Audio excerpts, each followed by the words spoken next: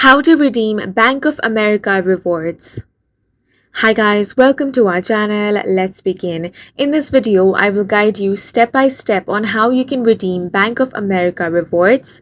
The first thing you want to do is open up any web browser. Now search for bankofamerica.com and sign into your account. Once you have been logged into your account, click on the option of Rewards and Deals tab. Then, from here, you want to click on the Credit Cards option. Now, choose the credit card account from the drop-down menu. After you have selected your account, scroll down to View Details or Redeem. Then, choose your redemption option from the drop-down menu. Once you do that, after you have selected your redemption option, choose your redemption amount and then click on the Redeem Now option.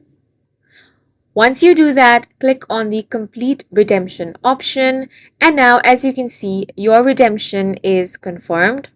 And with just these simple steps, you have successfully redeemed your Bank of America rewards.